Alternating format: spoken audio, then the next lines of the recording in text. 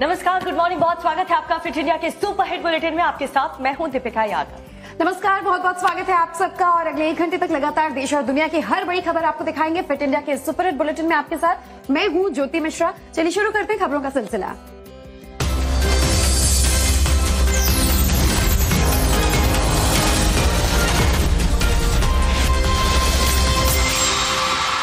खबर आपको राजधानी दिल्ली से दिखाते हैं, जहां मुख्यमंत्री अरविंद केजरीवाल के खिलाफ जमकर विरोध प्रदर्शन किया गया। दिल्ली के खासतौर पर दक्षिणी दिल्ली के जिस इलाके में विरोध प्रदर्शन किया गया वो आतिशी का विधायी क्षेत्र है। जी हाँ, स्थानीय लोगों ने प्रदर्शन तो किया ही किया, आतिशी के पोस्टर पर कालिख भी पोत दी। ये प्रदर्शन करने की पीछे वजह क्या थी, जानने के लिए इस रिपोर्ट को देखिए।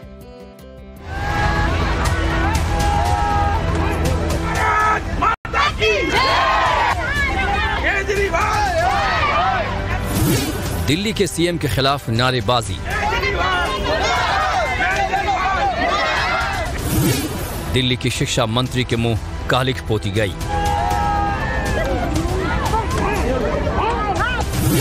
आप नेता को इलाके में एंट्री नहीं मिली। जमकर हंगामा और बवाल किया गया।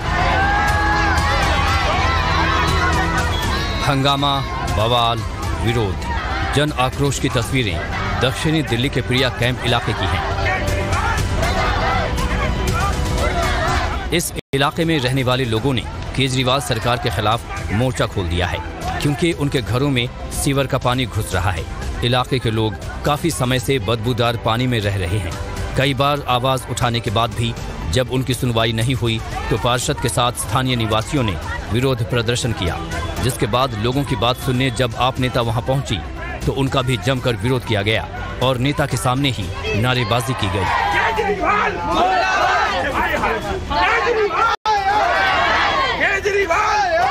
इस इलाके से दिल्ली की शिक्षा मंत्री आतिशी विधायक है, जिसके चलते गुस्से में महिलाओं ने आतिशी के पोस्टर पर कालिख पोत दी।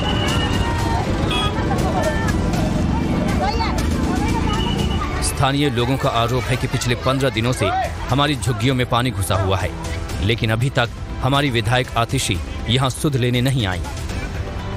15 दिन हो गए पानी भरते और यहाँ पे 15 तारीख से और बच्चों के पैरों में जख्म भी बनने हैं, दवाई भी खा रहे ले लेकर डॉक्टर से और बीमार पड़े हम। हाँ करी थी, पर वीडियो बना कर भेजी, कोई नहीं आया। कोई नहीं आया ना। 15 दिन से क्या आप लोगों ने कंप्लेंट दी है? कंप्लेंट नहीं तो सुनता ही नहीं है। अच्छा, हाँ जी। यहाँ पर कोई विधायक कोई नहीं आया? कोई नहीं आया। नहीं, राजपाल जी आए बस 2 दिन से। स्थानीय लोगों के मुताबिक हालात की शिकायत PWD दिल्ली जल बोर्ड और विधायक ऑफिस में की जा चुकी है, लेकिन अभी तक कोई सुनवाई नहीं हुई। और अगली खबर उत्तर प्रदेश की मथुरा से आपको बताने जा रहे हैं, जहां पर गुस्साए ग्रामीणों ने पुलिस की टीम पर पथराव कर दिया। और पुलिस पर यह हमला तब किया गया जब पुलिस यहां पर अतिक्रमण हटाने की कार्रवाई को अंजाम देने के लिए पहुंची थी। बुलडोजर कार्रवाई हो रही है। हंगामा, बवाल जारी है। पुलिस टीम से हाथापाई की जा रही है। उत्तर प्रदेश के मथुरा में अवैध निर्माण हटाने गई टीम पर ग्रामीणों ने हमला कर दिया। इस दौरान लोगों ने मशीन पर पथराव किया और पुलिस टीम के साथ मारपीट की। जेसीबी मशीन को भी भारी नुकसान पहुंचा। ड्राइवर ने नुकसान को देखते हुए शिकायत दर्ज कराई है। इतना ही नहीं, ग्रामीण बुलडोजर चलने न देने के लिए मशीन के नीचे लेट गए, जिसके बाद बड़ी मुश्किल से पुलिस ने लोगों को टायर के नीचे से हटाया। इस दौरान ग्रामीणों ने जमकर बवाल किया। देखते ही देखते लोगों की भीड़ लग गई। नगर निगम की टीम को बिना कार्रवाई किए ही वापस लौटना पड़ा। ये इलाका वृंदावन के पास है, जहां सरकारी जमीनों पर भू माफियाओं द्वारा अवैध कब्जे किए जा रहे हैं, जिसे लेकर प्रशासन लगातार कार्रवाई कर रहा है। कुछ लोग वहाँ सरकारी जमीन पे कब्जा कर रहे थे, उसकी शिकायत पे हम लोग वहाँ गए। वहाँ थोड़ा सा उद्यम हुआ, उसकी जमनापार थाने में शिकायत दर्ज करा दी है। आज हमारे अधिकारी, सर्वे वाले और हमारे नगर निगम से दोबारा वहाँ जा रहे हैं और उसकी पूरी देखने के बाद उसमें जो कार्रवाई दोबारा से होगी। अतिक्रमण हटाने गई टीम पर उग्र ग्रामीणों की मारपीट का वीडियो काफी वायरल है। और चलिए अब अगली खबर जो है वो मध्य प्रदेश के बैतूल से सामने आ रही है, जहां अचानक ही जमकर ओलावृष्टि हो गई और इसके बाद तस्वीर ऐसे हो गया जैसे मानो कश्मीर का दृश्य यहाँ नजर आ रहा हो। मौसम ठंडा हो गया, रुक रुक कर बारिश होने लगी।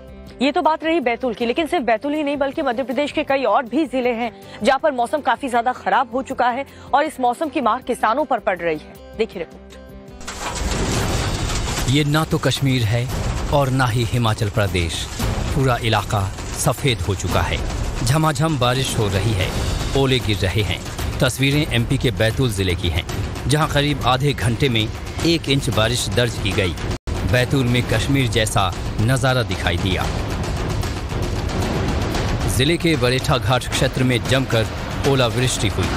सड़क पर बर्फ की चादर से बिछ गई। पड़ोसी जिला सिवनी और मंडला में भी तेज बारिश हुई। स्थानीय लोग ओलावृष्टि के बाद बर्फ का लुत्फ उठाते हुए नजर आए। तो वहीं मौसम विभाग ने बैतूल और हरदा सहित अन्य जिलों में तेज बारिश के साथ ओलावृष्टि की संभावना जताई है, जिससे फसलों को लेकर किसानों की चिंता भी बढ़ गई है। एमपी के कई जिलों में ओलावृष्टि और भारी बरसात को लेकर सीएम मोहन यादव ने बैठक कर सभी जिला कलेक्टरों को ओलावृष्टि से नुकसान हुए फसलों का सर्वे करने का निर्देश दिया। तो उधर राजधानी भोपाल में मौसम इस कदर बिगड़ा कि तेज हवाओं के साथ भारी तूफान और बारिश देखने को मिली। खराब मौसम के चलते केंद्रीय मंत्री ज्योतिरादित्य सिंधिया का भोपाल दौरा कैंसिल करना पड़ा। उनके फ्लाइट को भोपाल की जगह इंदौर में डाइवर्ट किया गया। सिंधिया बीजेपी की अहम बैठक में शामिल होने के लिए दिल्ली से भोपाल गए थे। और अगली खबर आपको मध्य प्रदेश के खरगोन से बता रहे हैं, जहां पर नर्मदा इंदौर की पाइपलाइन फूट जाने से 50 फीट ऊंचा पानी का फव्वारा निकलने लगा। पाइपलाइन फूटने से इंदौर में पानी की सप्लाई जो है वो बंद हो गई। आसपास के खेतों में इसकी वजह से पानी जो है वो पूरी तरह से भर गया। किसानों को काफी ज्यादा मशक्कत करनी पड़ी अपनी फसलों को बचाने के लिए और इसकी जो नाराजगी है वो यहाँ अधिकारियों पर फूट पड़ी। मध्य प्रदेश के खरगोन जिले के जलोद के पास इंदौर को पानी सप्लाई करने वाली राइजिंग लाइन में गिलहरी की वजह से बिजली में फॉल्ट हो गया, जिसके चलते पानी की सप्लाई वाली पाइप लीक हो गई। लीक होने से पानी का प्रेशर इतना ज्यादा था कि 50 फीट तक पानी का फव्वारा दिखाई दिया।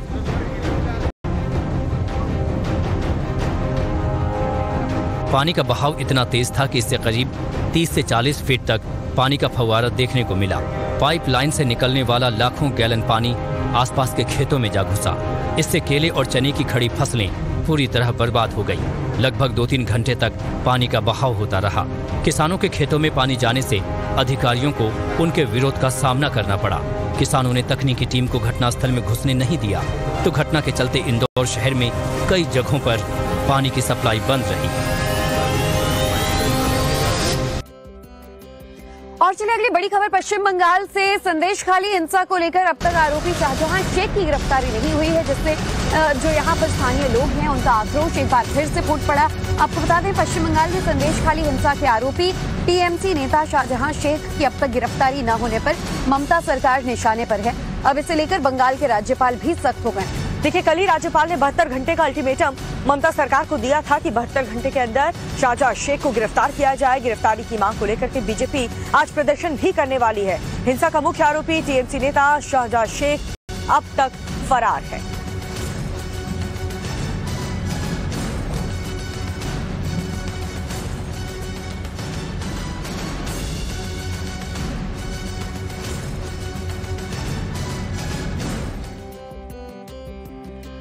और चलिए अब बात उत्तर प्रदेश की कर लेते हैं, जहां पर यूपी में बीजेपी राज्यसभा की 80% सीट पर जीत तो हासिल कर चुकी है, लेकिन लोकसभा की 80 में से 80 सीटें जीतना अब बीजेपी का अगला टारगेट है। बिल्कुल, और कैसे बीजेपी ने ये कमाल कर दिखाया और साथ ही इंडी गठबंधन चारों खाने चित हो गया, देखिए डिटेल रिपोर्ट। यूपी में राज्यसभा चुनाव के बाद बीजेपी खेमे में जश्न है, मुंह मीठा हो रहा है। तो वहीं अखिलेश राहुल के साथ खेला हो गया। नंबर के हिसाब से 10 में से 7 सीटों पर बीजेपी का जीतना तय था, लेकिन बीजेपी ने बड़ा रिस्क उठाते हुए 8वीं सीट पर भी कैंडिडेट उतार दिया था और बीजेपी के खाते में 8वीं सीट भी आ गई। वहीं अखिलेश की पार्टी 2 सीटें ही जीत पाई। दरअसल जो बीजेपी के थे वो लॉयल रहे, जो अखिलेश के थे उन्हें भी योगी ने अपने साथ मिला लिया। अब जरा उनके नाम जान लीजिए जो जीतते हैं। बीजेपी से आरपीएन सिंह, चौधरी तेजवीर सिंह, अमरपाल मौर्य, संगीता बलवन, सुधांशु त्रिवेदी, साधना सिंह, नवीन जैन और संजय सेठ ने जीत हासिल की, जबकि समाजवादी पार्टी से जया बच्चन और रामजी लाल सुमन को जीत मिली। राज्यसभा चुनाव के परिणाम के बाद सियासी प्रहार भी जारी है। सभी माननीय विधायकगणों जी का, मतदाताओं का हृदय से आभार। माननीय मोदी जी के मार्गदर्शन में विकसित भारत की तरफ तेजी के साथ सभी लोग आगे बढ़ रहे हैं। राज्यसभा के चुनाव में भारतीय जनता पार्टी ने सब कुछ किया है वोट लेने के लिए, और जो लोग गए हैं उनमें साहस नहीं रहा होगा सरकार के खिलाफ खड़ा होने में। अब राज्यसभा के बाद बीजेपी और योगी का टारगेट लोकसभा है, जहां वो 100% नंबर से पास होना चाहते हैं और इसके लिए फॉर्मूले भी तैयार हैं। और चलिए अब बात हिमाचल प्रदेश की कर लेते हैं, जहां सियासी गलियारे में एक बार फिर से हलचल काफी ज्यादा तेज हो गई है और इसकी सबसे बड़ी वजह है कांग्रेस में कलह। दरअसल कांग्रेस के 6 विधायकों ने यहां बगावत कर दी है और इसकी वजह से सुक्खू सरकार पर खतरा मंडराने लगा है। जी, और इस खतरे को दूर करने के लिए कांग्रेस पर जिस तरीके से हिमाचल प्रदेश में खतरा मंडरा रहा है, उसे दूर करने के लिए जिम्मेदारी किसको दी गई है कांग्रेस पार्टी द्वारा, दिखाते हैं आपको इस रिपोर्ट में। हिमाचल से न सिर्फ कांग्रेस के अभिषेक मनु सिंघवी हारे हैं, बल्कि सीएम सुखविंदर सिंह सुक्खू के ताज पर खतरा मंडराने लगा है। आप इसकी वजह खुद देख लीजिए। हिमाचल प्रदेश के कांग्रेस के जो विधायक हैं जिन्होंने क्रॉस वोटिंग की है, वो इस वक्त पंचकुला के हॉलिडे इन होटल में पहुंचे हैं और उनकी सुरक्षा के लिए यहां पर हरियाणा पुलिस के जो जवान हैं वो डिप्लॉय किए गए हैं। ये तस्वीरें हरियाणा के पंचकुला की हैं, जहां हिमाचल कांग्रेस के 6 बागी विधायकों के साथ 3 निर्दलीय विधायक भी पहुंचे हैं। अब आप जीत के बाद नेता प्रतिपक्ष जयराम ठाकुर के बयान सुन लीजिए। जो हालात 1 साल के कार्यकाल में बन गए, हिमाचल प्रदेश में कांग्रेस पार्टी की सरकार के नैतिकता के आधार पर छोड़ देना चाहिए। इतना ही नहीं, हिमाचल कांग्रेस में हुई बगावत की वजह भी जान लीजिए। 6 विधायकों ने क्रॉस वोटिंग की है। सूत्रों का ये कहना है, क्योंकि कुछ विधायकों से हमारी भी बातचीत हुई है, उनकी नाराजगी मुख्यमंत्री सुखविंदर सिंह सुक्खू से है, उनके कामकाज को लेकर है। देखा आपने, अभिषेक मनु सिंघवी हार चुके हैं। बागी विधायक बीजेपी शासित राज्य की पनाह में हैं और नाराजगी का आरोप सीधे सीएम सुक्खू पर है। पूरे हालात को देखते हुए कांग्रेस डैमेज कंट्रोल में लग गई है और मामला सुलझाने की जिम्मेदारी भूपिंदर सिंह हुड्डा और डीके शिव कुमार को दी गई है। आज हुड्डा और शिव कुमार शिमला पहुंच रहे हैं। कांग्रेस के 40 में से मौजूदा 34 विधायकों के साथ मीटिंग करेंगे। सूत्रों के मुताबिक करीब 15 विधायकों ने मौजूदा सीएम सुक्खू का विरोध किया है। एक नाम पर आम सहमति बनने के बाद सीएम बदला जा सकता है। चलिए अब बीजेपी का आज का प्लान जान लीजिए। आज सुबह 7:30 बजे नेता प्रतिपक्ष श्री जयराम ठाकुर और बीजेपी के विधायक दल हिमाचल के राज्यपाल से राजभवन में मिलेंगे। आज बीजेपी विधायकों की भी अहम मीटिंग होगी। मुमकिन है कि बीजेपी विधायक दल की बैठक में सुक्खू सरकार के खिलाफ अविश्वास प्रस्ताव लाने पर चर्चा हो, क्योंकि कल ही बीजेपी विधायक दल ने स्पीकर से मिलकर बजट पारित करने के लिए मत विभाजन की मांग की थी। और चलिए बात लोकसभा चुनाव की करते हैं, जिसे लेकर के बीजेपी अभी से फुल ऑन एक्शन मोड में है। पीएम मोदी ने कह दिया है सभी नेताओं को, कार्यकर्ताओं को कि अगला 100 दिन आप सभी के लिए बहुत अहम है। और इसी लाइन पर देखिए, लगातार बैठकों का दौर जारी है और बीजेपी हेडक्वार्टर में 8 राज्यों के कोर कमेटी की बैठक हुई, जिसमें आने वाले लोकसभा चुनावों में कैंडिडेट्स के नाम पर मंथन किया गया। जीत के जश्न की इस तस्वीर को बीजेपी आगे लोकसभा चुनाव में बरकरार रखना चाहती है। इसके लिए पीएम मोदी दिन रात मेहनत कर रहे हैं। उत्तर से दक्षिण, पूर्व से पश्चिम तक का नॉनस्टॉप दौरा कर रहे हैं।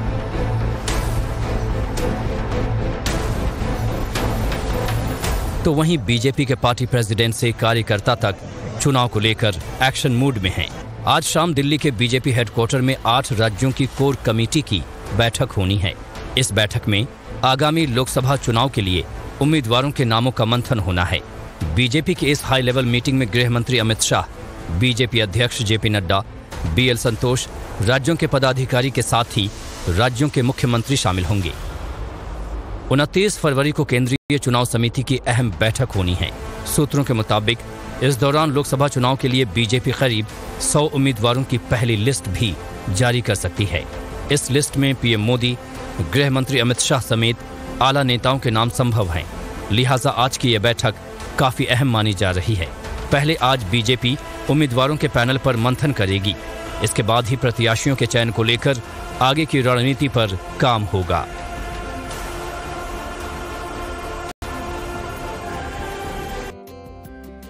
और देखिए अगली बड़ी खबर, प्रधानमंत्री नरेंद्र मोदी दक्षिण भारत के दौरे पर हैं और 2 दिवसीय दक्षिण भारत के दौरे के दौरान पीएम मोदी आज तमिलनाडु के तूतीकोरन पहुंचेंगे और यहां कई विकास परियोजनाओं की सौगात देंगे।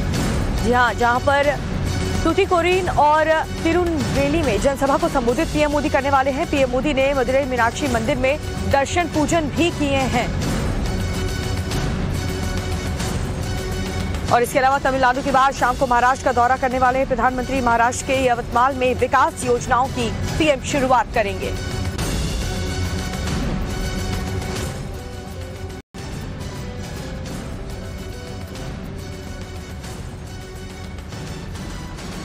और तमिलनाडु के पल्लिदम में जर्मन गायिका गीतकार से पीएम मोदी ने मुलाकात भी की है।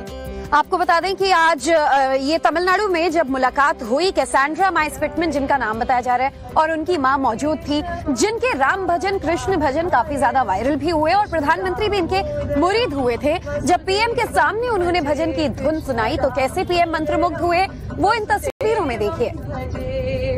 अच्युतम केशवम राम नारायणम, अच्युतम केशवम राम नारायणम, कृष्ण दामोदरम वसुदेवम भजे, कृष्ण दामोदरम वसुदेवम भजे। हरे कृष्ण कृष्ण कृष्ण हरे हरे, हरे राम राम राम हरे हरे, हरे कृष्ण कृष्ण कृष्ण हरे हरे, हरे राम राम हरे हरे।